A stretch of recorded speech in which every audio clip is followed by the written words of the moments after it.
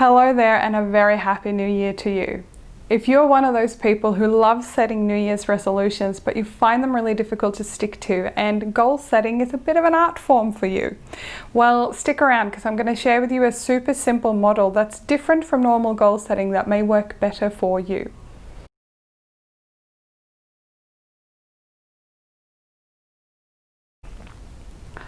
Hello lovely YouTube friends, and a very warm welcome back to Simple Essentials. My name is Emmy, and in this channel we talk all about simple living, helping you live an easier life with the right tools to budget, organize, stay healthy, and all sorts of things like that. If that is something you like watching, feel free to subscribe to the channel, and if you give me a little thumbs up below, it really helps my channel. So thanks for watching. Without further ado, I'm going to hop into some really legendary stuff, and I certainly didn't invent this. I can't remember who taught it to me, but for years and years I used to love setting New Year's resolutions and very specific articulated goals, you know, like SMART goals you might have heard about. If you haven't heard about SMART goals, feel free to Google it, but it's essentially a method of goal setting that is quite commonly used. And a lot of people at those very final moments of the year, especially 2020 was a crazy year for many of us. And at the very eve of the year, a lot of people go, next year's going to be different. I'm going to be healthy. I'm going to look after myself. I'm going to do all these things that I don't normally do. I am no different, and even though I know a lot of ways of goal setting, and in some instances it works fine for me, I started playing around with a different system. And hold your horses because it's very simple, and I'm going to show it to you in my notebook in just a moment. I started about 4 years ago to have a theme for the year, maybe 5 years ago. Anyway, not long ago. And having a theme for the year doesn't mean that you don't set goals or don't stay accountable, but having a theme for the year is more like, where do you focus your energy? What do you reflect on a regular basis? So the method is very simple. One, I pick a theme for every year. A couple of years I actually had the theme of finance, which is a lot of the videos in this channel are about financial management.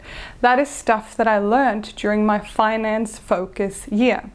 It doesn't mean that I don't do other things during that year, you know. Obviously I still travel and do things with my family and friends and explore other things and change jobs and all sorts of other things. But the focus of the year that I kept coming back to was getting on top of my finances. And I saw some amazing results with that. So picking a theme for the year, it has to be something that kind of comes from within. And in the blog post that I'll link below for you, you can read a bit more about how to pick your theme. But essentially, I would say a theme has to come from within. You have to feel compelled to work on or learn about that thing.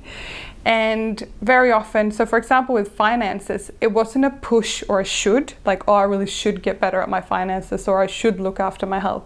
I felt this drive from within going, I've had a really difficult time financially. I never want to be in this situation again. I really want to focus on finance to change this.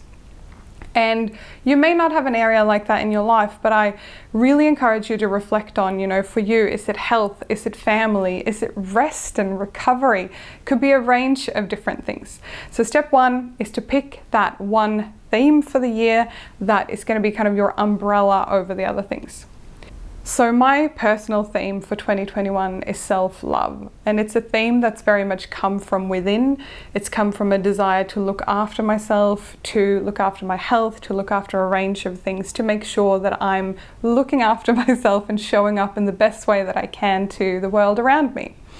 So self-love is not something that comes naturally to me. It's a muscle that I know that I have trained over the years and I need to continue to train. So self-love is my theme for the year. And I probably knew around November, December that it was going to be a theme. So I probably cheated a bit and started focusing on this a little bit before New Year's, but maybe that's fine, you know, gives you the result you want in the end. Okay, so the second bit now is to pick your supporting areas that are going to support your big theme. So I always recommend 2, maybe 3, maximum 3. I've got 3 that I'll share with you shortly. So I was reflecting on, okay, if self-love is the theme where I want my focus and my energy to go on a daily, weekly, monthly, and whole year basis. So what are some things that I can do, not just individual tasks, but what are some groups of activities that I can do to make sure that that happens? And then I realized, well, the first one is probably learning, because to learn and grow and evolve is really important to me. And I'll show you the live example in my little notebook. The second category I picked was body and mind, or body and soul, which essentially is, looking after my physical and emotional being. And the third one is relationships. So that's it. You pick a theme, you pick some subcategories, and you write it down. So I've got my little notebook. This is a notebook a friend gave me a couple of years ago. I think I've shown this to you guys before. So I use this for journaling and taking notes and thinking about new cool ideas that I want to do. But what I did, very, very simply, hopefully you can see that. Okay. I literally just took a piece of paper. You can do this on your computer, on a blank piece of paper, whatever you want. But I have this notebook with me a lot, which is why I wanted to do it in here. So the first one that I've put up here is just the theme, which is self-love. Very simple. And underneath that, I've put 3 boxes for my 3 areas of learning, body and mind, and relationships. And you'll see in each of these that I have, for the learning category, I've got a couple of cues there, what learning means for me, or how I'll know that I'm doing learning. I've got a couple of cues for body and mind. Apologies for my handwriting. And finally, I've got a couple of cues there for the relationship category. And this did not take me long. I think I spent an hour to write this down, because I was really sure in the deep gut of my being that self-love was something I wanted to focus on. Picking these 3 categories wasn't really that hard. And the interesting thing now that you have this thing, so for example, under learning, I put things like reading. I love to read. I have a Kindle. I love paper books. I read quite a lot. I love listening to podcasts or YouTube videos and learning from other people. Sharing what I learn with you guys, but also with friends and family and whoever else wants to listen. To practice. I said before, self-love for me at least is a muscle, and the same thing was true for finance. It's a muscle you got to practice. So under learning, those kind of categories fall in. And to have some healthy perspective. Learning brings us perspective of where we're at, how bad things are, and maybe we're doing all right, Body and mind for me is like exercise, food, rest, meditation, anything that helps me feel better and show up as my best self. And relationships, I thought was important, because self-love is something a lot of people go, it's what they do in their own time when they're alone. But self-love is hugely about things like boundaries and having a healthy relationship with people around us, the ability to say no, the ability to not be walked all over. So I personally, and I'm pretty good at being assertive, but I know that there's always room for improvement. So as I check in with my theme, I wanted to make sure that I was looking at things like family relationships, friendships, work relationships, my love relationship, and even my relationship with strangers. What do I allow from the wider world if people bombard me with advertising messages, or someone approaches me out in public or something like that? How do I want to show up? So that's it. One tiny little page to summarize what's going to happen this year. Now, the third really important bit is, how do you use this? So it's all well and good, Emmy, to write it down in a book, and I can hear you thinking like, yeah, I've done that before, where I write it down. The thing is, you've got to actually go back and review this. And because this is not a specific goal, but more kind of activity-based, it gives you more freedom than being specific and metric. Don't get me wrong, goals are great for specific things, but if you're looking to have a theme, it's more like, have you done something in the learning bucket? So for me personally, I normally reflect towards the end of the day, just before I'm going to bed, where I either journal or write down some thoughts, or even just think about some thoughts of what the day held for me. So in the learning category, did I do anything relating to that to focus on that? Well, I might have gone for a walk at lunchtime listening to a podcast. That is one of many type of activities that fits under learning for me to train that muscle.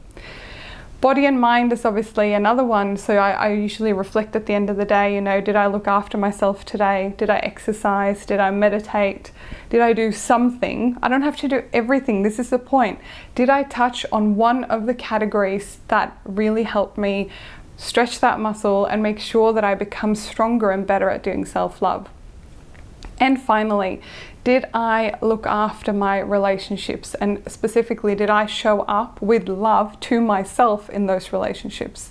Because if we're snappy and tired and all those sort of things, it affects our relationships as well. And then we feel guilty, or I feel guilty, for snapping at someone that I love, or not taking that call from that friend who may have really needed to talk because I was completely drained myself.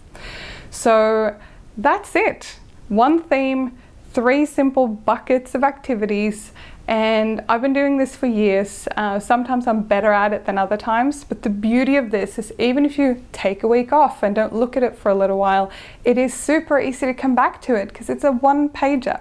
So my invite to you is to create this 1-pager for yourself. Really simple, don't over-engineer it. Make it beautiful in the way you like to. If you've got kids or other people in your life, let them help you if you want them to. But remember that picking a theme is not about being perfect. It's about allowing yourself to improve, allowing yourself to get better at things. When I started my first finance focus year, which was quite a few years ago now, I was embarrassed at how little I knew about budgeting and looking after my money, and it was causing me so much stress. So I certainly didn't become an expert, but I got better in that year that I focused on it, and it actually got me so excited that I picked that as my theme for a second year. So what I would love to hear from you is, did this resonate with you? Have you tried this before? And if you're joining me and picking a theme for 2021, or if you're watching this at a later stage, what is your theme going forward? Feel free to leave that in the comment box below. I'd love to hear from you. And in my next video, we're going to talk budgeting. So if you're interested in budgeting for 2021, stick around in the channel, make sure you subscribe so you don't miss that video. And I look forward to see you then. Have a great day.